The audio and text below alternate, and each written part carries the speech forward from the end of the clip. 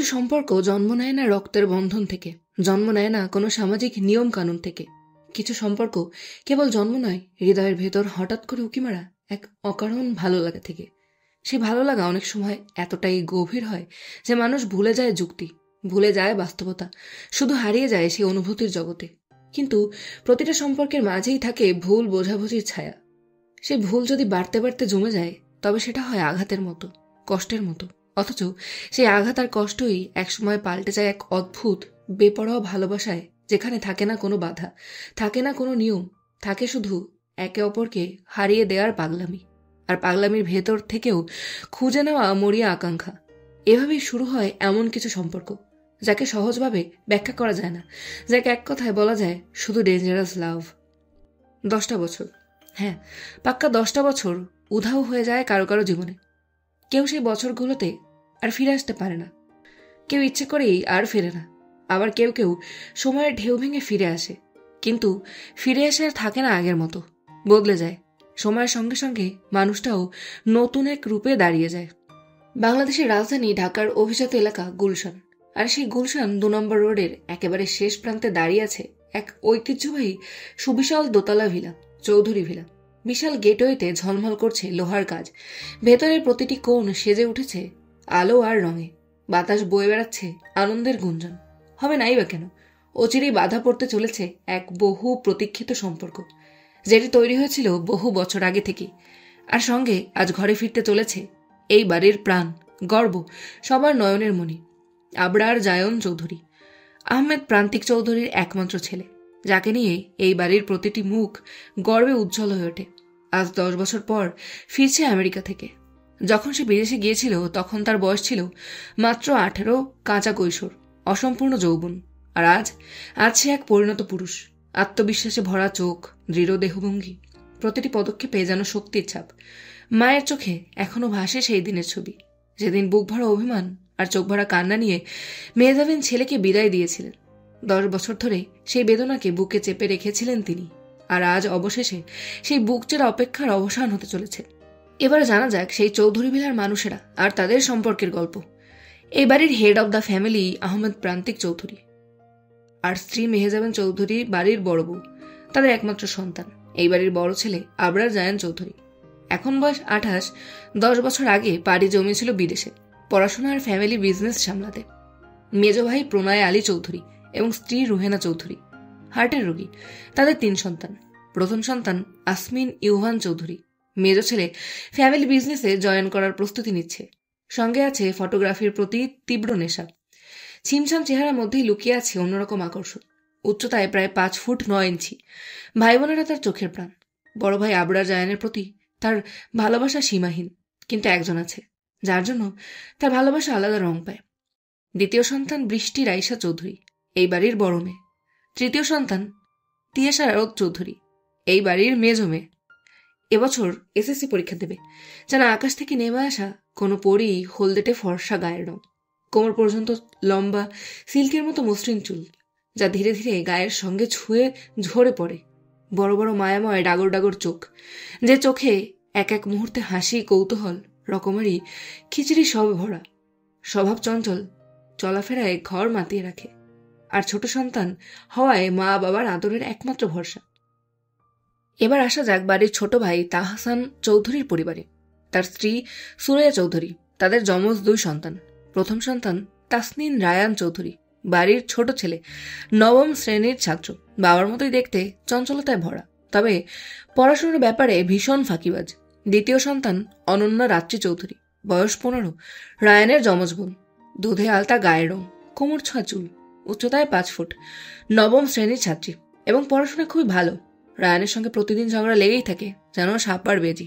তবে সমবয়সী হওয়ায় তিয়াশার সঙ্গে গড়ে উঠেছে দারুণ বন্ডিং। বাড়ির 3 ভাইয়ের একমাত্র ছোট বোন আয়েশা খান, স্বামী আশরাফ খান সহ বনানীতে থাকেন। ঢাকায় তাদের 2টো বড় হাসপাতাল রয়েছে। তাদের ছেলে আকাশ খান ডাক্তার হওয়ার প্রিপারেশন নিচ্ছে, আর ছোট মেয়ে মারিয়া খান 6ষ্ঠ শ্রেণীর ছাত্রী। দেখতে যেন জীবন্ত বারবিডল, ভীষণ কিউট, লেখাপড়াতেও সেরা। বৃষ্টি মনে মনে লজ্জায় ভেঙে পড়ছে। শৈশব থেকে জানা সে বড় হলে জায়নের বউ হবে। তখন কিছু বোঝেনি, আজ বোঝে, আর সে বোঝাটা তাকে ভেতর থেকে কাঁপিয়ে দিচ্ছে। তিয়াশার মনে হচ্ছে এক অজানা ভয়। 10 বছর আগে তার বয়স ছিল মাত্র 5-6। তেমন মনে নেই, মাঝে মাঝে ভিডিও কলে দেখেছে, কিন্তু কথা বলতে গিয়ে সবসময় লজ্জা পেয়েছে। আজ বুকের ভেতর কেমন অস্থিরতা কাজ করছে। অনন্যা তো নেচে বেড়াচ্ছে আনন্দে, তার বড় ভাই আসবে আজ।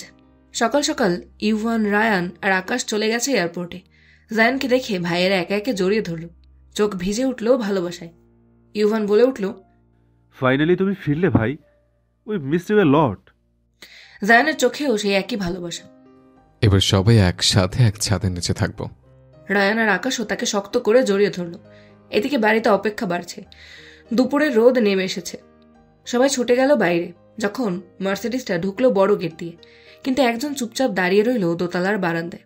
সে তিয়াশা। গাড়ি থেকে একে একে নামলো আকাশ, ইউভান, রায়ান, আর তারপর নামলো সেই লম্বা সুদর্শন শ্যামবর্ণ ফর্সা পুরুষ, উচ্চতায় 6 ফুটের উপরে, চোখে সানগ্লাস, হাতে দামি রিস্টওয়াচ, সাদা শার্ট আর কালো ট্রাউজারে যেন জীবন্ত হিরো, আবরার জায়ান চৌধুরী। নিচে বৃষ্টি মুচকি হাসল, কিন্তু উপরে দাঁড়ানো তিয়াশার বুক ধরফর করে উঠল। তার মনে হলো দুনিয়াই থমকে গেছে। তাড়াতাড়ি সে নিজের ঘর পালিয়ে গিয়ে দরজা বন্ধ করে দিল। নিচে মা, মেজমা, ছোট মা, ফুপি সবাই জায়ানকে জড়িয়ে ধরল। কান্না আর ভালোবাসায় ভিজে গেল আঙিনা। সালাম করতে ভুলল না জায়ান। বাবা আর চাচুরা বুকে টেনে নিল। জায়ান বৃষ্টির দিকে তাকিয়ে হেসে বলল, কি রে, এত লজ্জা পাচ্ছিস কেন? মনে হচ্ছে যেন প্রথম দেখলে। বৃষ্টি লজ্জায় দৌড়ে রান্নাঘরে চলে গেল। মেহজাবিন বেগম বৃষ্টিকে বললেন, এই বৃষ্টি, আবরারকে শরবত দিয়ে আয়। বৃষ্টি শরবতের ট্রেটা নিয়ে গ্লাসটা দিয়ে মাথা নিচু করে আবরারকে দিতে দিতে বলল, আপনার শরবতটা বড় আম্মু পাঠিয়েছে, আর ফ্রেশ হয়ে আসেন, খাবার দেওয়া হবে সবাইকে। বলে মুচকি হাসি দিয়ে চলে গেল। জায়ানও একটু ঠোঁট উল্টে হাসল। চোখ ভিজে উঠল নরম আনন্দের ঝিলিক। ইউভান, আকাশ, রায়ান পাশে বসে হেসে উঠল। খেয়াল রাখছিল একে অপরের খুনসুটির আর নানান রকম মজার। হঠাৎ অনন্যা আর মারিয়া এসে বলল, গিফটগুলো কোথায় ভাই? আবরার বলল, দাদা ফ্রেশ তো হয়নি এখনো, তারপর সন্ধ্যায় সব বের করব। রায়ান কৌতুক করে চিৎকার করে বলে উঠল। অনু মারিয়াকে বলল, তোদের সব সময় গিফট গিফট, যা তো পানি আন, পানি খাবো। তোরা তো এ বাড়ির বুয়া, গিফট দিয়ে কি করবি? বলেই হাসতে লাগলো। এতে আকাশ, রায়ান আর জায়ান একসাথে হেসে উঠল। পুরো ঘরটা যেন হাসিতে ভরে গেল। কিন্তু এদিকে ইউভান চুপচাপ দেখেই যাচ্ছে অনুকে, চোখে মৃদু হাসি, যা জায়ানের চোখ এড়ায়নি। এদিকে মারিয়া ভ্যা ভ্যা করতে লাগলো, আর অনু কাঁদতে কাঁদতে ইউভানের হাত ধরে বলল, দেখো না ইউভি ভাইয়া, কিছু বলো তো ওকে। বলেই দৌড় দিল। ইউভি ও রায়ানের দিকে কটমট করে তাকালো। রায়ান চুপ হয়ে গেল। মুহূর্তের জন্য হঠাৎই স্থির হয়ে গেল পুরো হাসি মজার কোলাহল। হঠাৎ জায়ানের নজর পড়তেই সে রোহনা বেগম আর বাকি সবার উদ্দেশ্যে বলল, মেজমা, তিয়াস কোথায়? প্রণয় আলী সাহেব অবাক হয়ে বললেন, ওকে তো অনেকক্ষণ ধরে দেখতে পাচ্ছি না। রুহানা বেগম অনুকে বললেন, এই অনু, তিয়াশাকে ডাকো, মেয়েটাকে কাজের সময় মোটেও পাবে না। এই তিয়াশা, নিচে নাম। অনু তাড়াহুড়ো করে ডেকে আনতে গেল তিয়াশাকে। সবার সঙ্গে কথা বলতে বলতে জায়ান জুস খাচ্ছিল, কিন্তু হঠাৎ চোখ গেল সিঁড়ির দিকে। মনে হলো চোখের দৃষ্টি সেদিকেই টেনে নিয়ে যাচ্ছে কেউ। সিঁড়ি বেয়ে নামছে ডার্ক নীল রঙের ফ্রক চুড়িদার পরা এক কিশোরী। হাঁটু ছুঁয়ে দেওয়া চুলগুলো লাফিয়ে উঠছিল, যেন প্রতিটি কণার সঙ্গে বাতাস নাচছে। মায়াবী চোখগুলো সেখানে অদ্ভুত, কোনো আলো ঝিলমিল করছে, দৃঢ়ভাবে তাকিয়ে আছে তার দিকে। প্রতিটি ধাপ, প্রতিটি নড়াচড়া, প্রতিটি মুচকি হাসি মনের গভীরে ঢুকে যাচ্ছে, হৃদয়কে থমকে দিচ্ছে। ডাগর ডাগর চোখে এক অদ্ভুত জাদু, এক অজানা আকর্ষণ, যা এক মুহূর্তে সমস্ত মন জুড়ে নিয়েছে। জুসের হাতে থাকা গ্লাস হঠাৎ পড়ে গেল। চোখ বড় হয়ে গেল। অবচেতনভাবে শুধু তাকিয়েই রইল। মুখে না বলতে পারা বিস্ময়, হৃদয়ে কেঁপে ওঠা অস্থিরতা, চোখে সেই অনির্বচনীয় মোহ। মনে মনে শুধু সে বলল, Oh God, she's Angel. She's came from the sky. হৃদয়টা অচেনা তরে কেঁপে উঠল। শ্বাস আটকে গেল। 10 বছরের দূরত্ব, প্রতীক্ষার সময়, সমস্ত অপেক্ষা এক মুহূর্তে ঝলমল করে চোখের সামনে ভেসে উঠল। এই এক মুহূর্তে সে বুঝল, শুধু চোখ নয়, পুরো মন, হৃদয়, সত্তা যেন দাউ দাউ করে জ্বলে উঠছে। একটা স্বপ্ন যা কখনো দেখেনি, এখন তার সামনে প্রতিটি নিঃশ্বাস, প্রতিটি স্পর্শের মতো মনে হলো। এই মুহূর্তটাই সমস্ত কিছু নতুন করে শুরু করছে। মধ্যাহ্নের দুপুরে বিশাল চৌধুরী বাড়ি যেন প্রাণবন্ত এক জীবন্ত সঙ্গীতের মতো গমগম করছে। মানুষের কণ্ঠ, হাসির ঝলক, রান্নাঘরের টুংটাং শব্দ, প্রতিটি কোণায় যেন জীবনের স্পন্দন মিশে আছে। বাতাসে ভেসে আছে তাজা রান্নার গন্ধ, আর লোকদের হাসি ঠাট্টা যেন পুরো বাড়িকে উজ্জ্বল করে তুলছে। সিঁড়ি বেয়ে আস্তে আস্তে নিচে নামছিল তিয়াশা রোদ চৌধুরী। তার ছোট ছোট পদক্ষেপের শব্দও যেন শান্তি ভেঙে সবাইকে তার দিকে টেনে আনছিল। হঠাৎ সেই মুহূর্তে জায়ানের হাত থেকে জুসের গ্লাসটি পড়ে ভেঙে যায় ছোট্ট শব্দে। কাচের ভাঙার ঝনঝনিতে ঘর যেন থমকে গেল, আর এক মুহূর্তের জন্য সবাই চুপচাপ হয়ে দাঁড়ালো। তারপরও ভয়ে ছুটে এসে সবাই জিজ্ঞেস করতে লাগলো, কিন্তু আবরার জায়ান চৌধুরীর চোখ তখন অন্য কোথাও। তার চোখে যেন এক অচেনা বিস্ময় মিশে আছে, ঠোঁটের কোণে হালকা খোলা অভিব্যক্তি, এমন কিছু যা সবাই বুঝতে পারছিল এই প্রতিক্রিয়া কোনো সাধারণ বিস্ময় নয়। তার হৃদয় যেন এক মুহূর্তের জন্য থমকে গেছে। তিয়াশা তাকে দেখে কাঁপতে লাগলো। তার বুকের ভেতর এক অদ্ভুত অনুভূতি ঢেউ খেলল, রক্ত দ্রুত বেগে চলল। সে নিজেকে সামলানোর চেষ্টা করলেও হৃদস্পন্দন যেন নিজের নিয়ন্ত্রণে নেই। চোখের কোণে অল্প অশ্রু জমে আসছিল, মুখে লাল ভাব ফুটে উঠল। সবার দিকে তাকিয়ে সে কম্পিত স্বরে জিজ্ঞেস করল, এটা আমাদের ছোট্ট তিয়াশা না? মেহজাবিন বেগমের চোখে আনন্দের ঝিলিক ফুটে উঠল। হ্যাঁ রে, দেখ না, পুরো বাড়ি মাতিয়ে রাখে রোজ। আজ দেখ না কেমন ঘরকুনে হয়েছে। বড় ভাই এসেছে, ওখানে দাঁড়িয়ে না থেকে সালাম দিতে পারিস না? তোর জ্বালায় চলে যাব আমি। মেহজাবিন বেগম তর্কের মধ্যে ছেলে মেয়ের দিকে তাকালেন। তার চোখে হালকা কৌতূহল আর তাক ছিল। ওই মেজো, ছাড় না, বাচ্চা মেয়ে। সুরাইয়া বেগমের চোখে হাসির উজ্জ্বলতা এবং মৃদু তাচ্ছিল্য ফুটে উঠল। হ্যাঁ মেজো আপি, কেন বকছো? ওকে বলো তিয়াশা ভাইকে সালাম দিয়ে আয়। রুহেনা বেগমের চোখে কোমল হাসি ফুটে উঠল। ঠিক আছে বাবা, তোমাদের মেয়েকে কিছু বলা যাবে না দেখছি। সবাই একসাথে হাসছিল। প্রতিটি হৃদয়ে মিশে আছে আনন্দ, মমতা, উত্তেজনা আর নতুন করে দেখা প্রিয়জনের আকাঙ্ক্ষা। সুরাইয়া বেগম যখন তিয়াশার দিকে চোখ রেখে বললেন, হ্যাঁ মেজো আপি, কেন বকছো? ওকে বলো তো তিয়াশাকে উদ্দেশ্য করে বলে যা তিয়া ভাইকে সালাম দিয়ে আয়। রুহেনা বেগম হেসে বললেন, ঠিক আছে বাবা, তোমাদের মেয়েকে কিছু বলা যাবে না দেখছি। তিয়াশা একটু লজ্জায় মাথা নিচু করে সামনে এগিয়ে এলো। দুহাত সামনে করে বিনম্রভাবে তাকিয়ে আবরারকে সালাম করলো। আসসালামু আলাইকুম ভাইয়া, কেমন আছেন? তার চোখে লজ্জা, হৃদয়ে অল্প অস্থিরতা, মুখে সামান্য হাসি। জায়ান তিয়াশার দিকে একভাবে তাকিয়ে একটু দুষ্টু হাসি এসে মৃদু স্বরে বলল, ওয়ালাইকুম সালাম, ভালো আছে। এত ভয় পাচ্ছিস কেন? তোর সামনে কি বাঘ বসা? এই কথায় তিয়াশার হৃদস্পন্দন অজান্তেই দ্রুততর হয়ে গেল। গলায় হালকা, তার লাজুক চোখগুলো যেন আরো উজ্জ্বল হয়ে উঠল। তিয়াশা জোর করে ঠোঁটে হাসি টেনে বলল, আরে না না ভাইয়া, ভয় পাবো কেন? ওই এমনি একটু শুয়েছিলাম। মনে মনে বলল, বাঘ নাকি? বাঘের থেকে কম কোথায়? হায় আল্লাহ, এরকম একখান পোলা আমার সামনে বসায় রাখছো, এখন কি করব? আমি তো পুরাই ফ্লার্ট। জায়ন বুঝে গেল যে তিয়াশা কিছু ভাবছে, তাই আবার হালকা স্বরে বলল, ভয় পাস না রোদ, খেয়ে নেব না তোকে। তিয়াশা পরনের চুড়িদারটা দু হাতে দিয়ে মুচড়ে ধীর কণ্ঠে বিড়বিড় করে বলল, শালার বেটা, আমায় নিয়ে মজা করা? ঘর মুটকে দিব একদম। তার রাগ আর লজ্জার মিশ্রণ যেন চতুর্দিকে এক মৃদু উত্তেজনার বাতাবরণ সৃষ্টি করল। বৃষ্টি তিয়াশার দিকে তাকিয়ে হেসে উঠল। কি বিড়বিড় করছিস? তোর না এক্সাম? যা গিয়ে পড়তে বস। ইউবি তিয়াশাকে দেখে একটু গম্ভীর ও আদেশের সুরে বলল, পড়তে বসলে ডাঙ্গো ডাঙ্গো করে নাচবে কে? যা গিয়ে পড়তে বস। তিয়াশা রাগের ভঙ্গিতে চিৎকার করে চলে যেতে যেতে বলল, ভাল লাগে না, গেলাম আমি। ঘরের বাকি সবাই অবাক চোখে তাকালো, কেউ কেউ মৃদু হাসি ধরে রাখলো। মুহূর্তে বিক্ষিপ্ত উত্তেজনা আর লজ্জার মিশ্রণে পুরো পরিবেশ যেন প্রাণবন্ত হয়ে উঠল। কিছুক্ষণ বাদে আয়েশা খান বলল, জায়ান বাবা, যা ফ্রেশ হয়ে আয়, খেতে হবে তো। প্রান্তিক সাহেব বলে উঠলেন, তোদের কি আজ রান্না শেষ হবে না? আমরা কি খেতে পারবো না? তার কণ্ঠে একটি গুরুগম্ভীর অথচ আরাধ্য সুর। ওপাশের রান্নাঘর থেকে মেহজামিন বেগম বললেন, আরে বাবা, আমার ছেলেটার জন্য রান্না করছি, আপনার সহ্য হচ্ছে না তাই না? জায়ানের ছোট চাচু তাহসান চৌধুরী বললেন, আরে না না, তুমি কি বলতে পারো ভাইয়া? তার চোখে হাসি, ভঙ্গিতে খুশি, কণ্ঠে প্রাণময় উচ্ছ্বাস, সব মিলিয়ে ঘরে একরকম প্রফুল্লতা। তারপর জায়ানকে উদ্দেশ্য করে বলল, যা যা ফ্রেশ হয়ে আয়। হ্যাঁ চাচু, যাচ্ছে। তার কণ্ঠে দৃঢ়তা, চোখে হালকা উচ্ছ্বাস, পা ধীরে ধীরে ধরা দিল পুরনো ঘরের দিকে। ঘরে প্রবেশ করতেই তার চোখে পড়ল সবকিছু আগের মতো, শুধু রং ও সিলিং বদলেছে। ডিভানে বসে সে দীর্ঘশ্বাস ফেলল। মনে হলো স্মৃতি আর বাস্তবের মিলনের এক মুহূর্ত। রুম থেকে লাগেজ বের করে ব্রাউন রঙের টি শার্ট আর বেজি প্যান্ট পরল। চুল মুছতে মুছতে বাইরে বের হলো। তখন চোখে পড়ল বৃষ্টি আর ইহুই বসে আছে।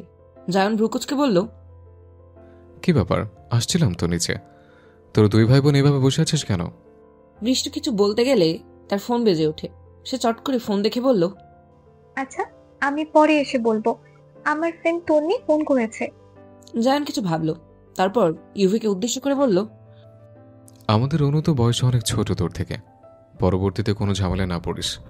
চোখে সতর্কতা, কণ্ঠে বড় ভাইয়ের মৃদু সুর। মনটা যেন পূর্বাভাস দিচ্ছে ভবিষ্যতের জন্য নিখুঁত নির্দেশনা। ইউভি থতমত খেয়ে বলল, মানে ভাইয়া? জায়ান আবার বলল, তুই যে তোর হৃদয় হরণের কথা আমায় বলতে, সেটা আমাদের ছোট্ট অনু তো। দেখ, অনু কিন্তু আমার ছোট বোন। ওর যদি মত থাকে ভবিষ্যতে, তাহলে আমি নিজে তোদের বিয়ে দিব। কিন্তু ও যদি ইন ফিউচার তোকে অ্যাকসেপ্ট না করে, তাহলে আমি কিছু করতে পারবো না। ইউভি আফসোসের স্বরে বলল, জানি না ভাইয়া, আদৌ কোনোদিন ওকে মুখ ফুটে বলতে পারবো কিনা। এত পিচ্ছি মেয়েটা, কিন্তু কি করব বলো? এই পিচ্ছিকেই তো মনে ধরেছে। হঠাৎ জায়ান রোদকে মনে করলো, মাথা ঝুঁকে বলল, অনু তোর থেকে 8 বছরের ছোট, সাবধান ইউভি। ইউভি হতাশা ও মৃদু হাসি মিশিয়ে দীর্ঘশ্বাস ফেলে বলল, তোমার থেকেও তো বৃষ্টি 7 বছরের ছোট, তবে পরিবারের মতামত থেকেই ঠিক। আমারই কপাল পোড়া, কবে আমার পিচ্ছিটা বড় হবে, হায় আল্লাহ, ততদিনে তো বুড়ো হয়ে যাব। কণ্ঠে হতাশা, চোখে দুঃখ, মনে অস্থিরতা। জায়ান হেসে বলল, চল নিচে যাই। ধীরে ধীরে তারা দুজনে নিচে নামলো। ডাইনিং টেবিলে সবাই গোল হয়ে বসে আছে। ছোটরা পাশে বসে খুশি, বড়রা দাঁড়িয়ে পরিবেশন করছে। হেড অব দ্য ফ্যামিলি মধ্যমণি আহমেদ প্রান্তিক চৌধুরী, পাশে তার ভাই, ছোট ভাই ও ফুপা। অন্য পাশে বসে জায়ন, পাশে ইউভি, রায়ান, আকাশ, বৃষ্টি, অনু, মারিয়া। তিয়া এসে তাদের পাশে বসল। সামনে বসে আছে the great Abrar Zayan Chowdhury. Brown T shirt, বেজি প্যান্ট, হালকা ভেজা চুল। তিয়াসার হৃদস্পন্দন হঠাৎ বেড়ে গেল। মনে মনে বলল, কি দেখলাম আল্লাহ, এবার শান্তিতে খেতেও পারবো। আবরারের মা চাচিরা খাবার প্লেটে তুলে দিচ্ছে, যে যা খেতে পছন্দ করে। আবরার হাসি দিয়ে বলল, আমাকে কি একদিন এই মুড়িওয়ালা কাকু বানাবে? সবাই হেসে উঠল। জায়নের বাবা ছেলের উদ্দেশ্যে বললেন, বাবা, তোর এখনই অফিস জয়েন করার দরকার নেই। দেওয়া মোর এক্সাম চলছে, ওর এক্সামের পরেই তোর আর বৃষ্টির বিয়ের ডেট রেখেছি। বিয়ের পরেই একবারে জয়েন করিস। ঠিক আছে বাবা, তুমি যা বলবে। বৃষ্টি লজ্জা পেয়ে নরম কণ্ঠে হেসে ফেলল।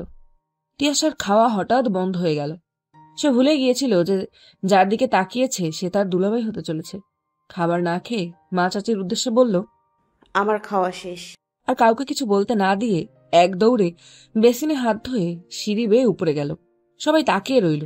রুহেনা বেগম স্বামীর উদ্দেশ্যে বললেন, দেখলেন আপনার মেয়ের অবস্থা? এই আপনার আশকারাতেই ও এত বিগড়চ্ছে।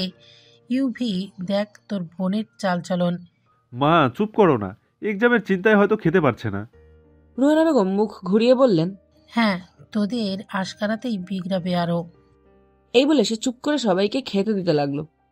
একজন সবকিছু লক্ষ্য করছিল। এদিকে তিয়াসা দরজা বন্ধ করে অজানা কারণে চোখে অশ্রু ঝরতে লাগলো। বালিশে মুখ ঠুপে কান্নায় ভেঙে পড়ল। হঠাৎ দরজার নখ। তিয়াসা দরজা খুলল না। গম্ভীর স্বরে শোনা গেল, রোদ, দরজা খুলে এক্ষুনি যদি নিচে খেতে না চাস, আমার থেকে খারাপ আর কেউ হবে না।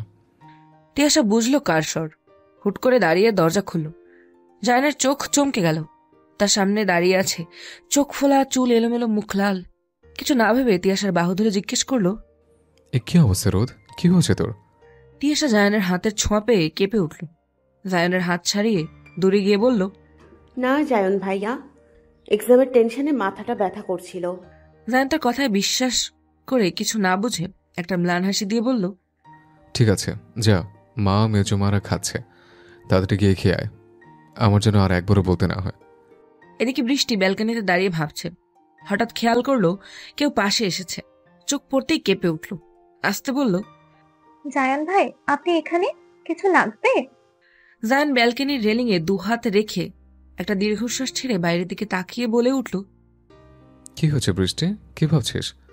তুই কি কিছু নিয়ে চিন্তিত? দেখ বৃষ্টি, আমি জানি এই বিয়েটা পরিবারের ইচ্ছে ঠিক হয়েছিল, কিন্তু যেদিন থেকে বুঝতে শিখেছে তবে থেকে তোকে মেনে নিয়েছে। তুই সুন্দর, নম্র, ভদ্র, মেধাবী। আর কি চাই একজনকে ভালো লাগতে গেলে? সেখানে তোর আমাকে যদি পছন্দ না হয় আমাকে বলতে পারিস, আমার কোনো আপত্তি নেই। বৃষ্টির চোখে মুখে চিন্তা, তবুও সেটা বুঝতে দিল না। শান্ত স্বরে জবাব দিল, না জায়ান ভাই, তেমন কিছু না। আপনাকে অপছন্দের কোনো কারণ নেই, শুধু একটু ভার্সিটি নিয়ে চিন্তায় ছিলাম। জায়ান হাসি দিয়ে বলল, okay, let's see what will happen for us in future. পরন্ত বিকেল ঢলে পড়েছে গোধূলির কোলে। আকাশে ধীরে ধীরে অন্ধকারের ছায়া জমতে শুরু করেছে, আর দূর আকাশে জেগে উঠছে রাতের অলস মিছিল। শহরের রাস্তায় হালকা ব্যস্ততা, দূর থেকে চলা যানবাহনের হুইসেল, ফুটপাথে টালি খেলা রোদের শেষে আলো, সব মিলিয়ে এক অদ্ভুত মিশ্রণ তৈরি করছে। শহর যেন সন্ধ্যার সেই নরম সোনালি আবেশে মোড়া। সন্ধ্যা তখন 7:15। সন্ধ্যাবেলার রং এখনো পুরো গভীরভাবে ছড়ায়নি, তবে ছায়া আর আলো এক অদ্ভুত খেলা করছে। সে গোধূলির মায়াজালে অনন্যার মারিয়া এক ঝলক উচ্ছ্বাস নিয়ে রায়ানকে নিয়ে আবারও জায়ানের কাছে উপস্থিত হলো। অনু চোখে উজ্জ্বলতা, মুখে মিষ্টি হাসি আর কণ্ঠে অবাধ আনন্দ নিয়ে বলে উঠল, ভাইয়া, এবার তো আমাদের গিফটগুলো দাও, সেই দুপুর থেকে অপেক্ষা করছি। জায়ান এইবারই টেক কেয়ার রহিম চাচার দিকে তাকিয়ে হাসি দিয়ে বলল, রহিম চাচা, আমার রুম থেকে ব্ল্যাকের লাগেজ দুটো এনে দাও তো। রহিম চাচা ও রায়ান দ্রুত রুমে গিয়ে লাগেজ দুটি নিয়ে নিচে নেমে আসে। তাদের পায়ে দৃঢ়তা, চোখে আনন্দ, মনে ভরসা, কারণ তারা জানে জায়ান এই মুহূর্তে এক ধরনের ছোট্ট উদযাপন করতে চায়। জায়ান তখন সবাইকে ঘিরে দাঁড়িয়ে গিফটগুলো বের করতে লাগলো। একে একে প্যাকেটগুলো হাতের মধ্যে আসতেই প্রতিটি উপহার যেন তাদের চোখে আনন্দের দীপ্তি জ্বালিয়ে দিচ্ছে। মা চাচির জন্য বিদেশি ডায়মন্ড জুয়েলারি, জায়ানের চোখে স্নেহের উষ্ণতা, মৃদু হাসি, মনে আনন্দের অদৃশ্য ঝলক। সে জানে মা চাচি এই টুকরো উপহারেও খুশি হবেন, তাই চোখে কোমল উজ্জ্বলতা। বাবা, চাচা, ফুফার জন্য বিদেশি স্যুট প্যান্ট, ইভান আর আকাশের জন্য দামি রিস্ট ওয়াচ ও বিদেশি ব্র্যান্ডেড পারফিউম, রায়ানের জন্য শার্ট প্যান্ট, একটা ব্র্যান্ডেড স্মার্ট ওয়াচ, কিছু দামি পেন, বৃষ্টির জন্য 4টা ড্রেস, একটা শাড়ি, একটা পেন্ডেন্ট দিয়ে চেইন। জায়ানের চোখে কোমলতা, কণ্ঠে স্নেহ, মনে এক ধরনের আদরের মিশ্রিত অনুভূতি। সে জানে এই উপহার দিলে বৃষ্টি খুশি হবে আর তার চোখে আনন্দ ফুটবে। অনন্যা ও মারিয়ার জন্য 2টো ফ্রক ড্রেস, মারিয়ার জন্য বিদেশি ডল, অনন্যার জন্য কসমেটিক্স আর পারফিউম। প্রতিটি গিফট দেওয়ার সময় তাদের চোখে কৌতূহল, হৃদয়ে উচ্ছ্বাস, মুখে অদ্ভুত উষ্ণতা। আনন্দের এই মুহূর্তে সবাই যেন এক জায়গায় মিলিত হয়ে আবেগের ছোট্ট স্রোত তৈরি করছে। সবার চোখে আনন্দের উজ্জ্বলতা, মুখে মৃদু হাসি, হৃদয়ে উচ্ছ্বাস, তাদের হাতে নতুন নতুন গিফট। কিন্তু এক কোণে দাঁড়িয়ে থাকা তিয়াশার চোখে হঠাৎ ভাঙা অনুশোচনার আভা, মুখে অজানা রঙের ছায়া নেমে এসেছে, চোখে অদৃশ্য ক্ষোভের রেখা, ঠোঁটে কোনো লুকানো অস্থিরতা। মনের ভেতরে একটা প্রশ্ন ঘুরছে, আমার জন্য কি কিছু আনেনি? হঠাৎ মারিয়ার কণ্ঠের কোমল উচ্ছ্বাস ভাঙল এই নিস্তব্ধতাকে। বড় ভাইয়া, তিওয়াপুর জন্য কিছু আনোনি? তার চোখে কৌতূহল, মুখে মিষ্টি হেসে ওঠার চাহনি, মনে লুকানো অস্থিরতা। সে জানে এই প্রশ্ন তিয়াশার মনকে সরাসরি স্পর্শ করবে। সবার নজর তখন তিয়াশার দিকে চলে যায়। মেহজাবিন বেগমের কণ্ঠে আসে স্নেহ আর হালকা মৃদু ব্যঙ্গের মিশ্রণ। কি রে জায়ন, মেজো আম্মুর জন্য কিছু আনিসনি? তার চোখে কোমল উদাসীনতা, মনে হালকা আশ্চর্য, তবে মুখে মিষ্টি হাসি। জায়ান তখন তিয়াশার দিকে তাকিয়ে হালকা হাসি ছাড়ে, তার চোখে মৃদু উজ্জ্বলতা, কণ্ঠে আনন্দ, মনে স্বস্তি, একদম শিশুর মতো সরল খুশি। একটু গা জ্বালানো হাসি দিয়ে বলল, না, তোমার মেয়ে জন্মের জন্য কিছু আনেনি। সে তো আমার সঙ্গে কখনো কথাই বলেনি। আমি তো ভুলে গেছিলাম আমাদের বাড়িতে আরেক পিচ্ছে আছে। তিয়াশার চোখ জ্বলে ওঠে, চোখে ক্ষোভের অদৃশ্য রেখা, ঠোঁট কষে চেপে ধরেছে রাগে। তার মনে অস্থিরতা, কিন্তু মুখে শক্ত সংকল্প। লাগবে না আমার আপনার কোনো গিফট। আমার অনেক গিফট দেওয়ার লোক আছে। বড় আব্বু আমাকে গিফট দেবে, তাই না বড় আব্বু? প্রান্তিক চৌধুরী সাহেব তিয়াশার কথা শুনে খুশি হয়ে হেসে বললেন, হ্যাঁ আম্মু, আমি তোমায় গিফট কিনে দিব। হ্যাঁ রে বাবা, তোর কোনো কাণ্ডজ্ঞান নেই, তুই সবার জন্য আনলি। ওর কি খারাপ লাগছে না এখন? জিজু মামনি, তোমায় আমিও গিফট কিনে দেব। সেই মুহূর্তে তিয়াশার চোখে হালকা উজ্জ্বলতা, মুখে জয়ের হাসি, ধীরে ধীরে গর্ব আর আনন্দের ছাপ। সে ধীরে ধীরে জায়ানের দিকে মুখ বাঁকিয়ে উপরের দিকে চলে যায়। এই দেখে জায়ান মুচকি মুচকি হাসছে। জায়ান একটু পর ইউভানকে বলে উঠল, চল, পুরনো পঙ্গপালদের সঙ্গে দেখা করে আসে। ওদের সঙ্গে দেখা না করলে আবার বম ব্লাস্ট করবে। আকাশ, তুইও চল, আজকে কদিন এখানে থাকবি। তারপর জায়ান আয়েশা বেগমকে উদ্দেশ্য করে বলল, ফুপি, তোমরা তো থাকবে না, আকাশও রেখে দিচ্ছে কদিন। আয়েশা বেগমও হ্যাঁ সূচক সম্মতি জানিয়ে দিলেন। 3 ভাই বাইক নিয়ে বেরিয়ে পড়ল জায়ানের পুরনো বন্ধুদের সাথে দেখা করতে। টঙের চায়ের দোকানের সামনে দাঁড়িয়ে আছে আহান, সাগর, পলাশ আর নাজিম। তাদের চোখে আনন্দ, মুখে খোলাখুলি হাসি, মনে একরাশ অনুভূতি, যেন পুরনো বন্ধুত্বের স্পন্দন আবার নতুন করে জেগে উঠেছে। জায়ানকে তো দেখেই তাদের হাসি আর একরাশ অনুভূতি ছড়িয়ে পড়ল। ইউভি আর আকাশের উদ্দেশ্যে তারা বলল, কি ছোট ভাই, কি খবর তোমাদের? সব ঠিক তো? এই 5 বন্ধুর মধ্যে জায়ান আর নাজিমই অবিবাহিত, আর আহান, সাগর, পলাশ আগেভাগেই বিয়ে করেছে। সাগর জায়ানের উদ্দেশ্যে একটু ঠাট্টা সুরে বলল, কি মামা, দিল্লির লাড্ডু খাওয়ার জন্য রেডি তো? জায়ান বাঁকা হাসি দিয়ে এক কথায় জবাব দিল, লাড্ডু খাবে বলেই তো ফিরে আসা, তোরা তো খেয়েছিস, এখন আমি একটু টেস্ট করে দেখি। এরপর নাজিম, তারপর আমাদের ইউভি আর আকাশও টেস্ট করবে। কি বলিস তোরা? ব্যাস এইভাবেই হাসি ঠাট্টার মধ্যে তাদের সময় কেটে গেল। রৌদ্রমাখা সেই ঝলসানো দুপুরে সেন্টারের বাইরে দাঁড়িয়ে আছে বাইকের সঙ্গে হেলান দিয়ে আকাশ। ফোনটা হাতে নিয়ে কিছু স্ক্রলিং করছিল। হঠাৎ ফোন স্ক্রিনের উপর জায়ান ভাইয়ের নাম উঠে আসে। ফোনটা ইয়ারবাডসের সঙ্গে কানেক্ট করে রিসিভ করে বলে উঠল, হ্যাঁ ভাইয়া বল। ওপাশ থেকে জায়ান বলে উঠল, কোথায় তুই? এই তো ভাইয়া, তিয়াশার সেন্টারের সামনে দাঁড়ান। জায়ান কথাটা শুনেই বলে ওঠে, আচ্ছা, তুই বাড়ি চলে যা, আমি রোদকে নিয়ে আসবো। আকাশ কিছু একটা ভেবে বলল, কোনো ব্যাপার না ভাইয়া, আমি নিয়ে যাবো তিয়াশাকে। অমনি জায়ানের মেজাজটা গরম হয়ে যায়, জোর গলায় শাসিয়ে উঠল, যেটা বলেছি সেটা কর, আমারও 10 মিনিট লাগবে যেতে, তুই চলে যা। আকাশ জি ভাইয়া বলার সঙ্গে সঙ্গে ওপাশ থেকে ফোনটা কেটে গেল। আকাশ মনে মনে ভাবল, ভাইয়ার আবার কি হলো? উফ, গড নোজ। এদিকে আকাশ চলে যাওয়ার আগেই জায়ান সেন্টারের সামনে পৌঁছে যায়। ব্ল্যাক কালারের ব্যাগি প্যান্ট, ধূসর রঙের মাসেল বের করা টাইট টি শার্ট, যেখানে তার জিম করা বডির অ্যাপসগুলো অস্পষ্টভাবে বোঝা যাচ্ছিল। হাতে ছিল ব্র্যান্ডেড রিস্ট ওয়াচ। চোখে সানগ্লাস পরে এখন আপাতত গাড়ির পাশে দাঁড়িয়েই তিয়াশার জন্য অপেক্ষা করছে। তার দু চোখ জুড়ে এখন দেখা মিলছে সেই সকালের রাগ আর ক্ষোভের। জায়ানকে দেখে সবাই হাঁ হয়ে তাকিয়ে আছে, মনে মনে ভাবছে এই সুদর্শন শ্যামবর্ণ পুরুষ কে। তখনই এক্সাম শেষের ঘন্টা পড়ে। একটু পরে তিয়াশা ও তার বান্ধবী বেরিয়ে আসে। দূর থেকেই দেখতে পায় তিয়াশা তার জায়ান ভাইকে। পাবে নাই বা কেন, সে তো এক তাক লাগানো চেহারা নিয়ে দাঁড়িয়ে আছে। আর এদিকে তাকে দেখে তিয়াশার মুখ হাঁ হয়ে গেছে। একটু পর যেন মাসি ঢুকে যাবে।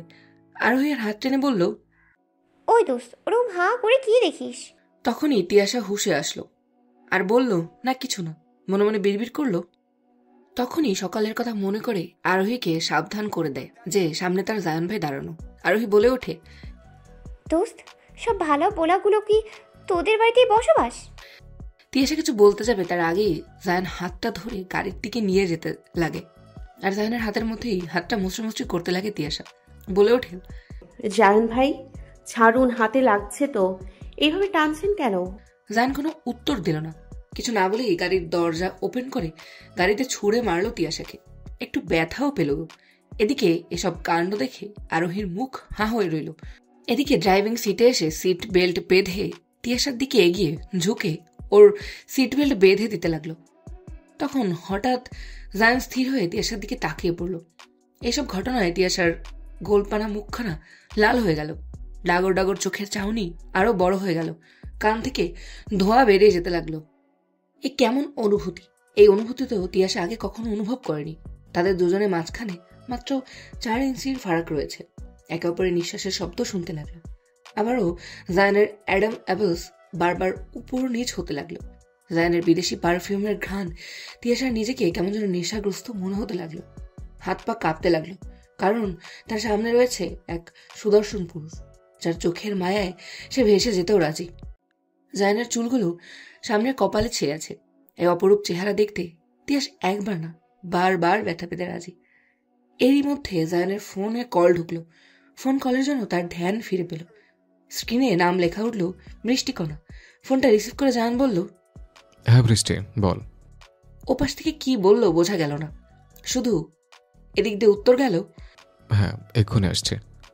তখন জায়ান তিয়াসের উদ্দেশ্যে বলল, যা পেছনে গিয়ে বস, তোর দিদিকে ভার্সিটি থেকে নিতে হবে, ও সামনে বসবে, তাই তুই পেছনে গিয়ে বস।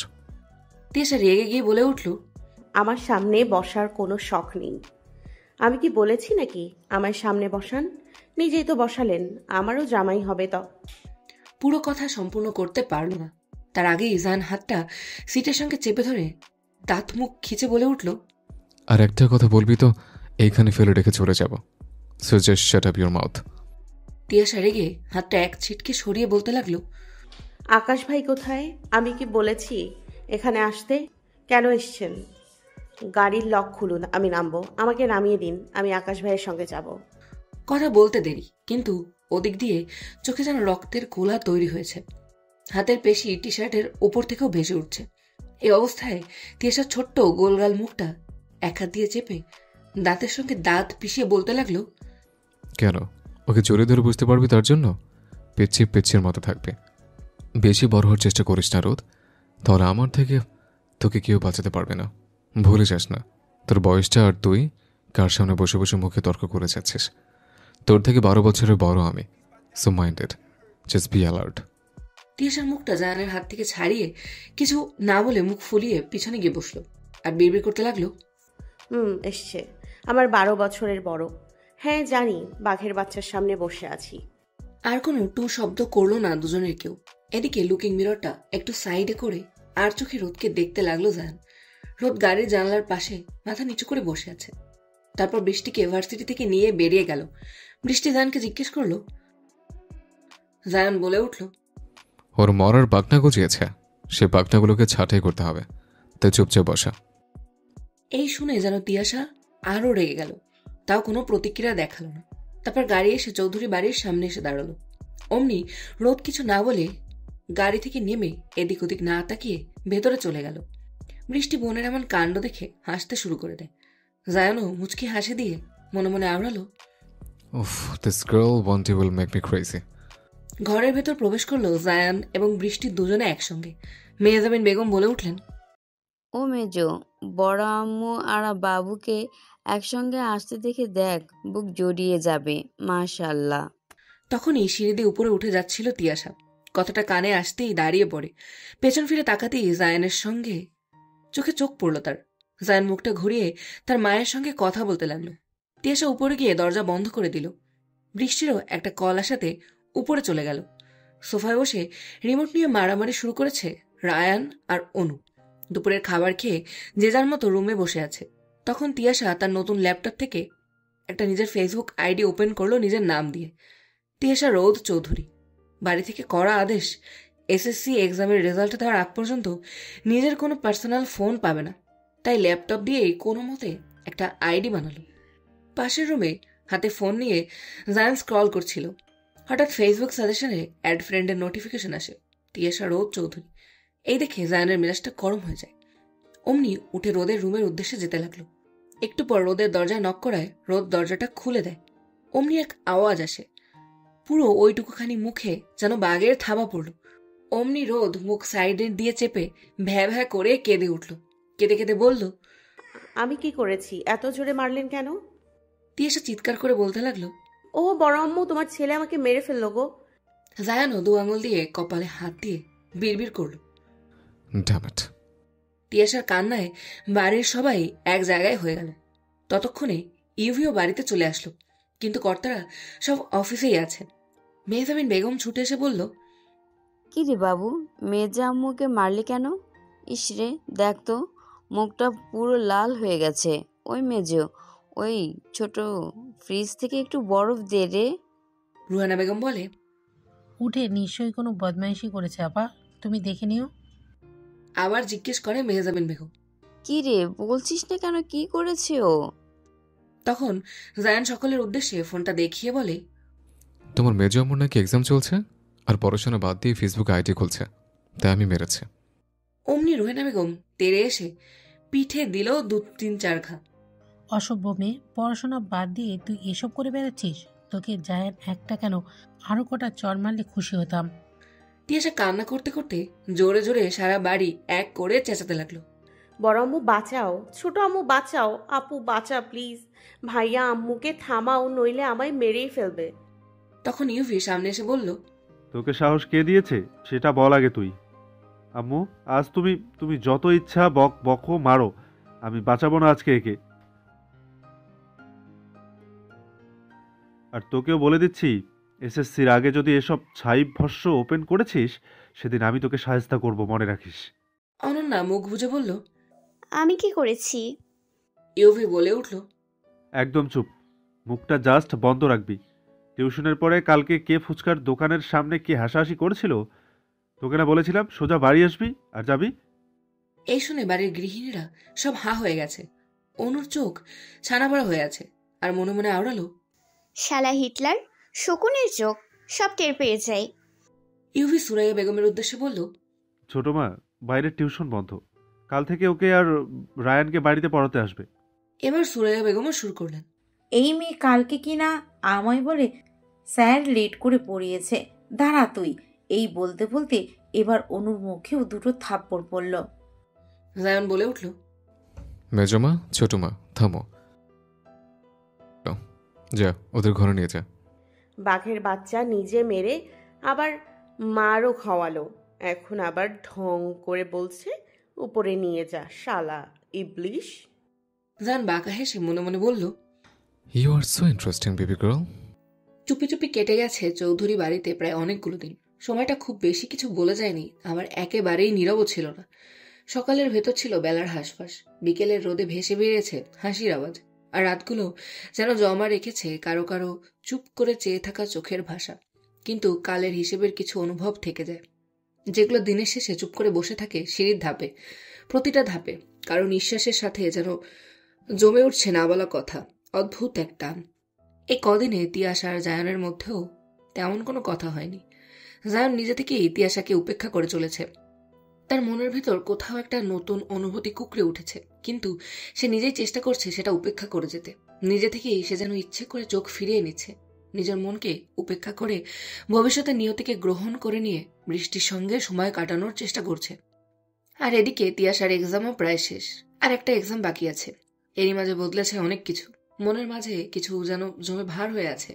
তার এই কিশোরী বয়সের যে অনুভূতির আবির্ভাব ঘটেছে, তার নাম তার নিজেরও জানা নেই। কিন্তু জায়নের এই উপেক্ষা, অবজ্ঞা, চোখে সে অনাগ্রহ তিশার মনের আবেগের পরিমাণ আরো বাড়িয়ে তুলছে। বুকের মাঝে জমা হচ্ছে এক নতুন বেদনাদায়ক ব্যথা। আর এই সব অনুভূতি নিয়ে জড়িয়ে আছে তার নির্দয় জায়ন ভাই, তার নিজের আপন আপুর বাগদত্তা। মনে মনে ভাবতে লাগলো, না, তারই কিশোরী মনের যে অনুভূতি তৈরি হয়েছে, এটা অনুভূতি নয়, এটা হারাম, এটা পাপ। কিন্তু এই পাপ সে উপেক্ষা করবে কি করে? তার এই মনের মাঝে যে জটিল ঝড় বয়ে চলেছে, এই ঝড়ের কথা সে তার বেস্ট ফ্রেন্ড আরোহীকেও জানিয়েছে। সে জানিয়েও মরেছে, কারণ যখনই আরোহীর সঙ্গে দেখা হয় তখনই মজা করে। এই তো সেদিন তার আম্মুর ফোন করে কথা বলাকালীন ও কত মজা ওড়ালো তিয়াশার। আজ শুক্রবার, ছুটির দিন, সবাই মিলে আজ বাড়িতেই আছে। সকাল সকাল পরিবারের সব মেম্বারও নাস্তার টেবিলে বসে পড়েছে। পরিবেশন করছে রোজকারের মতো বাড়ির গৃহিণীরা। সবাই মিলে সিদ্ধান্ত নেওয়া হয়েছে আজকে দুপুরে আবরার জায়ান আর বৃষ্টির বিয়ের দিন তারিখ ঠিক করা হবে। দুপুরের আগে আয়েশা বেগম ও তার স্বামীও আসবে। এমনকি বিয়ের সব অনুষ্ঠান রাঙামাটি জেলার বাগান বাড়িতেই হবে। কিন্তু এইসব সিদ্ধান্ত কারো মনে যেন অজস্র ঝড় বয়ে চলেছে। তার নিজের আপুর বিয়ে, তার তো খুশি হওয়ার কথা, কিন্তু কেন পারছে না খুশি হতে? গলার কাছে কিছু বাজছে, খেতে পারছে না, কিন্তু কেন? এরই মাঝে প্রণয়ালী তার ছোট মেয়ে তিয়াশার উদ্দেশ্যে বলে উঠল, আম্মু, কি হয়েছে? কিছু খাচ্ছ না কেন? শরীর খারাপ লাগছে? বল আমায়। এদিকে মেহজাবিন বেগম বলে উঠলেন, মেজো ভাই আজ প্রায় অনেক দিন ধরেই ওর খাওয়া দাওয়ার এমন অবস্থা। মেয়েটা এমনই এত রোগা পাতলা, তার উপর কিছুই খায় না। এদিকে জায়নের চোখ কিছুই এড়ায় না। সে রোজ রোদের সবকিছুতে নজর রাখে, কিন্তু আজ গুরুগম্ভীর আওয়াজে বলে উঠল, মা, মেজো মা, ছোট মা, রোদ না খেতে চাইলে জোর করে খাওয়াবে। যতক্ষণ না খাবার শেষ করবো ততক্ষণ বসিয়ে রাখবে। এদিকে রোদ চুপচাপ সব শুনছে। তার কোনো দিকে না তাকিয়ে তার আব্বুর উদ্দেশ্যে বলল, না আব্বু, আমি ঠিক আছি। তারপর বলে উঠল, আব্বু, আজ একটু দুপুরে সে আরোহীদের বাড়ি যাব। আমরা দুজনে একসঙ্গে ওদের বাড়িতে পড়বো। যাবো আব্বু? প্রণয় আলী কিছু বলতে যাবে তার আগেই জায়ান কিছু একটা ভেবে বলে ওঠে, কোনো দরকার নেই। পড়তে হলে বাড়িতে বসে পর থেকে ডেকে নিয়ে আয়, তোর যাওয়া হবে না। তিয়াশা উত্তর দিল, আমি তো আব্বুকে জিজ্ঞেস করেছি আব্বু। বড় আব্বু প্লিজ যাই না, আজকে বাড়িতে অনেক লোক আসবে, আমার পড়া হবে না। এদিকে এই শুনে জায়ান মনে মনে রেগে উঠল। রোহেনা বেগম বলে উঠলেন, জায়ান বাবা তো ঠিকই বলেছে, তোর পড়া হলে তুই বাড়িতেই পড়।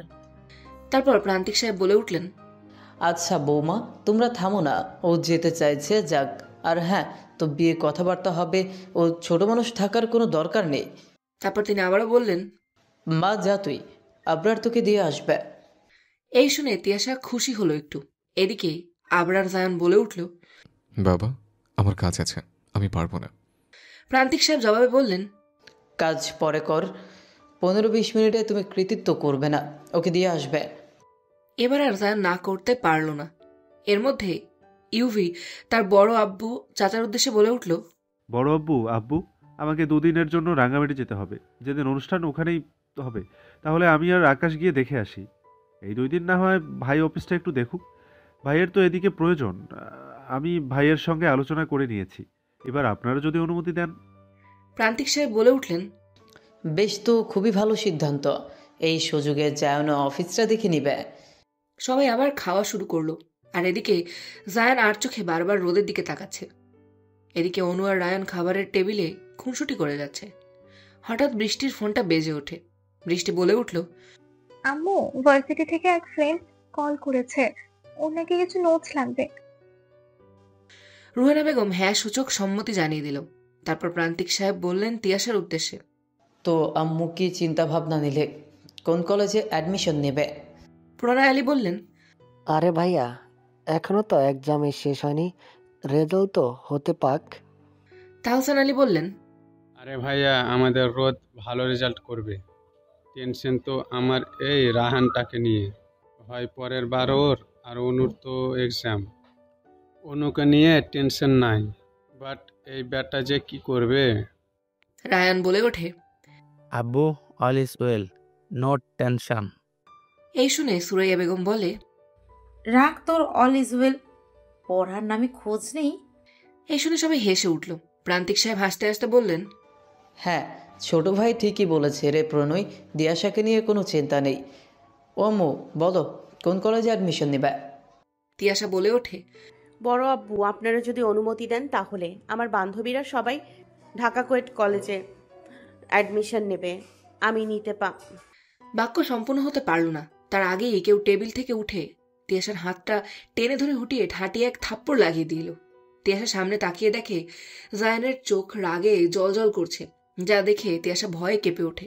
বাকি সবাইও ভাবে এটা হলো কি। রায়ান আর অনু কাঁপছে ভয়ে। ইউভিও এগিয়ে আসলো, মুখে আঙুলের ছাপ, জল করছে। তারপর জায়ান বলে ওঠে, আরেকবার বল, কোন কলেজে অ্যাডমিশন নেবি? কুয়েট কলেজে? খুব সাহস বেড়েছে না তোর? হাত পা ভেঙে না বাড়িতে বসিয়ে রাখবো। প্রান্তিক সাহেব মেহজাবিন বেগমের উদ্দেশ্যে বলে উঠলেন, তোমার ছেলের কি মাথা খারাপ হয়ে গেছে? এই বিষয় নিয়ে কেউ মারে? এই জান, তুই ওকে মারলি কেন? মেহজাবিন বেগমও বলে উঠলেন, বাবা তো শুধু হাত চলে কেন বলতো, মুখেও তো বলতে পারতি। এদিকে জায়ানের রাগে মাথা ছিঁড়ে যাচ্ছে আর তিয়াশা কান্না করে যাচ্ছে। প্রণয় আলী সাহেবও কিছু বলতে পারছেন না। যতই হোক বড় ভাইয়ের বড় ছেলে, তাদের নিজের খুব অন্তরের ছেলে। রোহেনা বেগম বললেন, থামেন তো আপা, একদম ঠিক করেছে। কত সাহস এই মেয়ের। ওর আপু যেখানে মহিলা কলেজে স্কুলে পড়েছে, সেখানে একই করে ভাবে কোয়েট কলেজে অ্যাডমিশন নেবে। জায়ান এবার ওর মায়ের উদ্দেশ্যে রেগে বলে ওঠে, এই তোমাদের আশকারাতেও এত বিগড়েছে, ওর চিন্তা আসলো কি করে? সাহস কত বেড়েছে, চিন্তা করেছ? কে কোথায় অ্যাডমিশন নিল বা নিল না আমার জানা দরকার নেই। ও যেন মহিলা কলেজে অ্যাডমিশন নেয়, এই আমি বলে রাখলাম। এই চিৎকার চেঁচামেচিতে বৃষ্টিও নিচে চলে আসে। জায়ান তারপর ইউভির উদ্দেশ্যে বলে, তোর বোনকে এখন শুধরাতে বল, সাবধান হতে বল, আর উপরে আয়। ইউভি জবাব দিল, জি ভাইয়া। জায়ান গটগট করে উপরে চলে যায়। এদিকে রোদ ভ্যা ভ্যা করে কেঁদে যাচ্ছে। সুরাইয়া বেগম বললেন, কাঁদিস না মা, তুই বা কেন এইটা বলতে গেলি বলতো? তিয়াশা ফুপিয়ে ফুপিয়ে কাঁদতে কাঁদতে বলল, আমি কি জানতাম নাকি? এই বলে দৌড়ে নিজের রুমে চলে গেল। বালিশে মুখ বুঝে কান্না করতে করতে বিড়বিড় করল, বাঘের বাচ্চা শুধু ওর ওই বাঘের থাবার মতো হাত দিয়ে মারা শুরু করবে, বদমাস ইবলিশ লোক। ব্যালকনিতে দাঁড়িয়ে সিগারেটের ধোঁয়া ওড়াতে ওড়াতে কিছু একটা ভাবছে জায়ান। চোখগুলো এখনো রক্তে রাঙা লাল হয়ে আছে। হঠাৎ ইউভি এসে দাঁড়ালো। ভাইয়া কি হয়েছে তোমার? এত রেগে গেলে কেন? এটা তো আমরা অন্যভাবেও সামলাতে পারতাম। জায়ান ওর দিকে না তাকিয়েই বলতে লাগলো, তোর বোন আমার মাথা খারাপ করে দিচ্ছে দিনকে দিন। আমি জানি না কিভাবে সামলাবো নিজেকে। ইউভি কিছু একটা ভেবে বলল, হ্যাঁ বৃষ্টি আবার কি করেছে ভাইয়া? আমি ওর সঙ্গে কথা বলবো? জায়ান রেগে বলে দাঁতের দাঁত পিষিয়ে বলে উঠল, কথার বাচ্চা, আমি রোদের কথা বলছি। ইউভি বলে উঠল, ও আচ্ছা আচ্ছা, ছাড়ো ভাইয়া, ও ছোট মানুষ, কি বলতে কি বলে ফেলেছে। জায়ান আবারও উপরের দিকে তাকিয়ে ধোঁয়া টেনে বিড়বিড় করে বলল, ছাড়তে তো পারছি না, ওটাই তো চাচ্ছে। ইউভি বলল, কি বললে ভাইয়া? জায়ান উত্তর দিল, না। জায়ান আবারও ইউভির দিকে তাকিয়ে ভ্রু কুচকে ইউভির কাঁধে হাত দিয়ে বলল, কে যেন বললে তোর বোন ছোট? তাহলে অনু কে? অনু তো রোদের থেকে 1 বছরের ছোট। তাহলে ইউভান কিছু না বুঝে থতমত খেয়ে মাথা চুলকাতে চুলকাতে একটু হেসে বলল, ইয়ে মানে ভাইয়া বোঝই তো। জায়ানও বিড়বিড় করল, তাহলে তুইও বোঝ। দুপুরের খাবার পর সবাই ড্রয়িং রুমে উপস্থিত হয়েছে। এর মধ্যে আয়েশা বেগমের ফ্যামিলিও চলে এসেছে।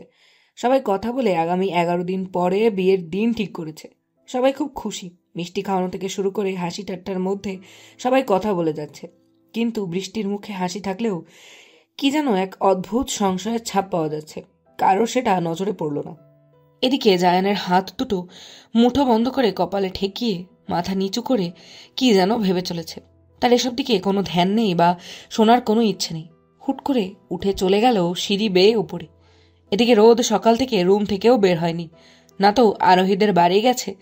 দুপুরে সুরাইয়া বেগমের শেষে খাবারটাও খাইয়ে গেছে। রোদ রুমেই শুয়েছিল।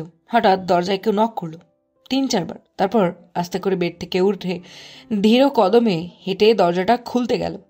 কিন্তু দরজাটা খুলতে গিয়ে সামনে দাঁড়িয়ে থাকা ব্যক্তির চেহারা দেখা মাত্র দরজাটা পুনরায় বন্ধ করতে গেল, কিন্তু তা আর হয়ে উঠল না। তার আগেই জায়ান রুমে প্রবেশ করে রোদের হাতটা ধরে দরজাটা 1 পা দিয়ে বন্ধ করে দিল। আর রোদকে ঘুরিয়ে রোদের ওই ছোট হাতটা নিজের হাতের মধ্যে নিয়ে দরজায় চেপে ধরেছে। আর জায়ানের বাঁ হাত দিয়ে রোদের সাইডে লক করে রেখেছে। জায়ানের পরনে লাইট ব্রাউন রঙের ব্যাগি কার্গো ট্রাউজার আর over size T-shirt, black T-shirt.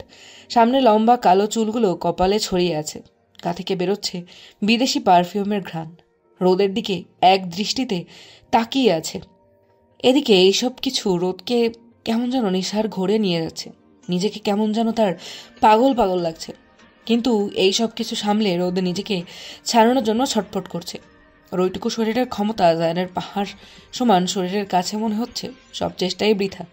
এদিকে ভয়ে রোদের চোখ বড় বড় হয়ে লম্বা চোখের পলকগুলো জায়ানের দিকে তাকিয়ে আছে। জায়ানের এত কাছে আসায় রোদের কান মুখ লাল হয়ে যাচ্ছে, নিঃশ্বাস আটকে আসছে, শরীরে এক কম্পনের সৃষ্টি হয়েছে। খানিকক্ষণ একে অপরের দিকে তাকিয়ে রোদ নিজের মনোবল বাড়িয়ে অধৈর্যরা কাঁপতে কাঁপতে ভয়ার্ত কণ্ঠে বলে উঠল, কি করছেন জায়ান ভাই? আপনার কি আমাকে ব্যথা দিতে ভালো লাগে? আপনার মধ্যে কি আমার জন্য কোনো দয়া মায়া নেই? জায়ান রাগের স্বরে দাঁত পিষে চোয়াল শক্ত করে রোদের দিকে আরো খানিকটা ঝুঁকে বলে উঠল, চুপচাপ দাঁড়া। এত ছটফট করছিস কেন? আর দরজা খুলছিল না কেন? তোর কি আমাকে পাগল মনে হয়? রোদ, তুই কি চাচ্ছিস আমি পাগল হয়ে যাই? জায়ান রোদের আরো কাছে আসায় রোদ আরো ছটফট করে ঠোঁটটা উল্টে বলতে লাগলো, জায়ান ভাই প্লিজ হাতটা ছাড়ুন না, আমার খুব ব্যথা করছে। আর সকালে আমাকে কেন মারলেন তাও আবার এত জোরে? দেখুন দেখুন মুখে দাগ বসে গেছে। বলে মুখটা এগিয়ে দিল জায়ানের দিকে। মুখটা আগানোর জন্য জায়ানের নাকের সঙ্গে রোদের মুখে স্পর্শ হয়ে যায়। আর রোদের এই কাঁপতে থাকা অধৈর্যরা জায়ানকে আরো ভেতর থেকে দুর্বল করে দিচ্ছে। জায়ানের নিঃশ্বাস বেড়ে যেতে লাগলো। তখনই পরিস্থিতি বুঝে রোদের হাতটা ছেড়ে দিয়ে একটু দূরে সরে যায়। জোরে জোরে নিঃশ্বাস নিয়ে নিজেকে কন্ট্রোল করতে ব্যস্ত হয়ে যায়। এদিকে রোদ নিজেকে সামলাতে না পেরে কান্না করতে করতে জায়ানকে জিজ্ঞেস করলো, আপনি এরকম কেন জয়ন ভাই? আপনি আমার সঙ্গেই কেন এরকম করেন?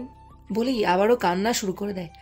জায়ান নিজেকে সামলে পেছন ঘুরে একটু মুচকি হাসি দিয়ে রোদের দিকে ফিরে বলল, সেটা আমি নিজেও জানি না রোদ, তুই খুব ছোট রোদ। তুই নিজে জানিস না তোর নিজে থেকে বাড়ানোর প্রতিটা পদক্ষেপ আমাকে কতটা অস্থির করে তোলে। তোর যখন তখন বেপরোয়া কথাবার্তা আমাকে জানানো শুরু করে। রোদ হাঁক করে তাকিয়ে আছে জায়নের দিকে। পুনরায় জায়ন বলতে শুরু করে, আমার একটা কথা শুনবি রোদ? রোদ মাথা উপর নিচে নাড়িয়ে হ্যাঁ সূচক জবাব দেয়। আমি জানি আমি তোকে বারবার আঘাত করি, তুই বিশ্বাস কর আমি আঘাত করতে চাই না, কিন্তু তোর নিজের চঞ্চলতা আমাকে কেমন যেন ব্যাকুল করে তোলে। তোর করা প্রতিটা কাজ আমাকে স্থির থাকতে দেয় না। জায়ন নিজের বাঁ হাতটা কোমরে রেখে ডান হাতের দু আঙুল দিয়ে কপাল ঘষতে ঘষতে আবারও বলে ওঠে, তাই তুই প্লিজ আমার কথাগুলো শুনিস, পরিবারের সবার কথা মেনে চলিস, আর যতটা পারিস নিজেকে আমার থেকে দূরে রাখিস। আমি চাই না রোদ তুই আমার সামনে আসিস। এই বলে জায়ন রুম থেকে বেরিয়ে গেল। বাইরে বেরিয়ে একটা জোরে শ্বাস নিয়ে মনে মনে বলল, তুই অনেক ছোট রোদ, অনেক ছোট। পারলে নিজেকে সামনে নিস আমার থেকে, নইলে দিন দিন আমি বেসামাল হয়ে যাচ্ছি। কিন্তু ভিতরে থাকা মানুষটা ভাবতে লাগলো, জায়ন ভাই কি বলে গেল? রোদ কেমন যেন নিজেকে অন্য জগতে অনুভব করলো। পাথরের ন্যায় একভাবে দাঁড়িয়ে আছে সে। কেউ যেন ওর মনের জ্বলন্ত আগুনে এক গোলা বরফ ঢেলে দিয়ে গেল। যে কান্নার আওয়াজ রুমের ভেতর প্রতিধ্বনিত হচ্ছিল, সেটা কেমন যেন স্থির হয়ে গেল। চোখের কার্নিশ বেয়ে জল পড়া বন্ধ হয়নি, হয়েছে শুধু তার পরিবর্তন। মুখে কোনো আওয়াজ নেই, নিজেকে কেমন যেন অসুস্থ মনে করছে। বিছানায় নেতিয়ে পড়লো তার ছোট্ট শরীরটা। মনে মনে বিড়বিড় করলো, যাব না সামনে, যাব না আমি। বিকেল পেরিয়ে সন্ধ্যার আগমন দেখা দিল। বাইরের আবহাওয়া খানিকটা রূপ পরিবর্তন করেছে। গরমের আভাস ছাড়িয়ে ঠান্ডা বাতাস বইতে লাগছে। মনে হয় ঝড় আসবে। রোজকার মতো ব্যস্ত রান্নাঘরে গৃহিণীরা, সঙ্গে রয়েছে আজ আয়েশা বেগম। এদিকে ড্রয়িং রুমের সোফায় বসে গল্পে মত্ত বাড়ির কর্তারা। রায়ান, মারিয়া, অনু নিজেদের মধ্যে ঝগড়া করতে মত্ত। সঙ্গে বসে হেসে যাচ্ছে বৃষ্টিও। হঠাৎ করে অনন্যা বলে বৃষ্টির উদ্দেশ্যে, আচ্ছা আপু, তোমার কি মজা না? বিয়ের পরেও তুমি এই বাড়িতে থাকবে, কি ভালো তাই না? আমরা একই রকম মজা করব। রায়ান বলে ওঠে সঙ্গে সঙ্গে, বৃষ্টি আপু তো এখানেই থাকবে, তোরে বিয়ে দিব উগান্ডাতে, তুই উগান্ডায় থাকবি। এই বলে জোরে হেসে ওঠে। বৃষ্টিও হেসে ওঠে, কিন্তু কিছু ভেবে আবার চুপ করে যায়, কিছু বলে না। অনু তো রাগে মনে হচ্ছে এক্ষুনি রায়ানের মাথাটা ফাটিয়ে দেবে। এদিকে মারিয়া বলে, আরে অনু আপু, রাগ করো না, আমরা সবাই মিলে রায়ান ভাইকে বুড়িগঙ্গাতে ফেলে দিয়ে আসবো। এবার অনু খিলখিল করে হেসে ওঠে। রায়ান মারিয়ার কান টেনে বলতে লাগলো, খুব পাকছিস তাই না, দাঁড়া ফুফিকে বিচার দেব। অনু বলে ওঠে, হ্যাঁ, আমিও বরাবরে বিচার দেব, তুই দাঁড়া। এই বলে চেঁচিয়ে উঠল। বড় বলতে পারলো না, তার আগেই রায়ান মুখ চেপে ধরল। রায়ানের চোখ ছানা বড়া হয়ে বলল, কি ডেঞ্জারাস বই না মারলে তুই। এই শুনে এবারও সবাই হাসাহাসিতে মেতে উঠল। এদিকে ইউভিয়ার আকাশ বিকেলেই বেরিয়ে গেছে রাঙামাটির উদ্দেশ্যে। আর তো হাতে গোনা মাত্র কিছুদিন, দেখতে দেখতেই চলে যাবে। তাই আজই দুই ভাই বেরিয়ে পড়েছে। এদিকে জায়ান বেরিয়েছিল তার বন্ধুদের উদ্দেশ্যে। আহান আর সাগর হলো জায়ানের খুব খুব কাছের বন্ধু। তাদের সব কথা একে অপরকে না জানাতে পারলে কেমন নিজেদেরই অস্থির অস্থির লাগে। রাকিব আর পলাশও খুব কাছের, কিন্তু তাদের কিছু জানানো মানে নিউজের মিডিয়াকে বলা। সবাই সেই একই চায়ের দোকানের সামনে। আজ সবাই বাইক নিয়ে এসেছিল, তাই বাইক নিয়ে একটু ঘুরে ফিরে চায়ের টঙের সামনে আড্ডা দিচ্ছে। পলাশ আর রাকিব বিদায় জানিয়ে বাড়ির উদ্দেশ্যে রওনা দিল। সাগর গলাটা খাকড়ে জায়ানকে বলল, আহানও বলে উঠল, সাগর বলে ওঠে, আরে আনের বাচ্চা, বিয়ে নিয়ে প্রেশার এ থাকবে কেন? বিয়ের প্রেশার তো এখন বাড়ির লোক, ও তো বিয়ার পর বউয়ের প্রেশার লইবে। আহান দাঁতে দাঁত পিষে ওকে চুপ করতে বলে ইশারায়। এবার জায়ান সোজা হয়ে বসে মাথার চুলগুলোতে হাত বুলিয়ে এক দীর্ঘশ্বাস ফেলে বলতে লাগলো, জীবনটা এরকম বলতো, সব ঠিকই ছিল তাহলে তাহলে আমাকে এরকম অস্থিরতার শিকার কেন হতে হচ্ছে বলবি তোরা? এবার সাগরও সিরিয়াস হয়ে বলল, কি হয়েছে দোস্ত, খুলে বল না। জায়ান বলতে লাগলো, এক পেঁচে মাথা ঘোরাঘুরি করছে বন্ধু। ওর সামনে গেলে নিজের কেমন অস্থির লাগে, ইগনোর করে এসব বালের ফিলিংসটা, কিন্তু তারপর নিজের কেমন অসুস্থ লাগে। আবারও একটু ঠোঁট উল্টে হেসে বলে, ছোটবেলা দিয়ে পরিবারের ঠিক করা বাগদত্তাকে নিজের অনুভব ভেবে জড়িয়ে রেখেছিলাম। যে বিয়ে করতে 10 বছর পর বাড়ি ফিরলাম, এই 28 বছরে কেউ বাড়ল না কিছু বদলাতে, কিন্তু এক 16 বছরের পিছিয়ে আমার এই 28 বছরে তৈরি হওয়া সব অনুভূতিকে ভেঙে চুরমার করে দিয়ে এক নতুন অনুভূতির পাহাড় তৈরি করে চলেছে। আবার নিজের করা সব সিদ্ধান্তকে ভুল প্রমাণ করার চেষ্টা করেছে। এখন মনে হচ্ছে কেন দেশে ফিরলাম, কেন, ওয়াই ড্যাম ইট। এইসব শুনে আহান আর সাগর কেমন যেন হতবাক হয়ে পড়ল। একই অবস্থা তার প্রাণপ্রিয় বন্ধুর। জায়ান গলা খাঁকড়ে দিয়ে বলল, ইউভি আর বৃষ্টির বোন তিয়াশা রোজ চৌধুরী। সন্ধ্যার ব্যস্ত শহরে জ্বলে ওঠে নানান রঙের বাতি। আবার কোথাও কোনো এক নিরিবিলি পরিবেশে শোনা যায় ঝিঝি পোকার ডাক, দেখা যায় সোডিয়ামের হালকা আলো। সেরকমই এক পরিবেশে রাস্তায় চায়ের টঙের সামনে 3 বন্ধু উপস্থিত। জায়ানের সব কথা শুনে সাগর মাথায় হাত দিয়ে বসে পড়ে বলল, দোস্ত কি করছ তুই? তোর মাথা ঠিক আছে? না ঠিক নাই, না হলে কেউ নিজের হবু শালীর প্রেমে পড়ে, তাও আবার তোর হাঁটুর বয়সী। হে আল্লাহ, আমার দোস্ত রে তুমি বাঁচাও। জায়ান প্রেম শব্দ শুনে চমকে উঠল। আহানও একটু মুচকি হেসে বলে উঠল, আমার বন্ধু পড়েছে পিচ্চির প্রেমে, এও শোনা বাকি ছিল। জায়ান রেগে বলে ওঠে, কি বলছিস তোরা? প্রেম?